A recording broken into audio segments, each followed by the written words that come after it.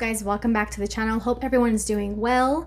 I've been wanting to drop by the channel to share my thoughts on this topic, of course, but it's just been busy and kind of hard to find a minute to sit down and record a video, but I definitely wanted to get it done. So don't forget to like and subscribe if you enjoyed this video and my other content, and shout out to any new subscribers as well. So as you probably know, the animated series from Zack, Snyder and Oliva, Twilight of the Gods, the Norse mythology series, has been added to Netflix over the past couple of weeks. I have had a chance to watch it start to finish, all 8 episodes. I want to share my thoughts and just kind of give my overall opinion of the show. I don't think I'll be getting into any type of spoilers or anything like that, just kind of giving my general thoughts and trying to keep it short, sweet, and to the point. Overall, I enjoyed the show. I thought it was very interesting. Again, these are Norse mythology characters, so we have Thor, Loki, Odin, and then some, the Valkyries, and then some like original characters, Leif, Sigrid, some other characters that are brought into the mix to form this team, kind of Rebel Moon-esque.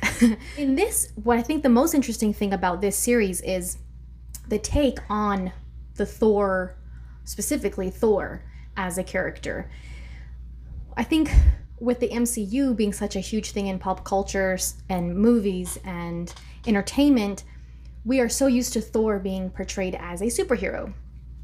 And in this, you're not going to get that in this series. I don't think that's a spoiler because you pretty much understand that from the trailers and whatnot. And that's the premise of the show, is that these humans, or, non-godlike characters, are going up against the god characters of this universe, namely Thor. So I think it's an interesting take on the character. He's and he's not just like not a superhero and an average character. He's very much a villain in this show. Like, he is brutal, he's merciless, he has no remorse. So he's very hardcore, very powerful, very overpowered. An interesting direction to go with these characters, especially because, like I said, the way we're used to seeing them portrayed. Loki, on the other hand, is still, I think, a really good balance of, like, he's the god of mischief, and I think Zack and Jay and their other creator, can't remember his name at the time, did a very good job at Loki playing both sides all the time and always looking out for his own best interest. I think he was probably a standout character, including the casting choice for him. Now, the female lead, Sigrid, she is definitely a badass warrior. She gives me she's very reminiscent of like Amazon warriors from the DC universe, especially Zack's take on them. Really get that throughout the whole series. Like, even there's specific shots of her and specific like movements and like things that are visually reminiscent of Zack's DC universe, Wonder Woman. Like, several things came to my mind immediately seeing certain shots and angles and things. She's very fierce, fearless. Of course, in this mythology, you have a whole bunch of different realms, different types of creatures and beings. There is a certain type of like warrior creature that actually reminded me a lot of Jimmy's in Rebel Moon. So visually, they reminded me of the design.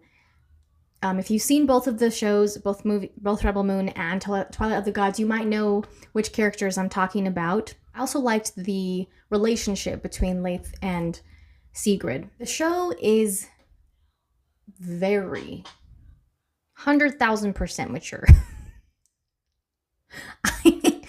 I mean, we know, like, they really, I guess because it's an animated show, they really let Zack and Oliva just go full throttle on the mature content. It is, there's just naked bodies everywhere.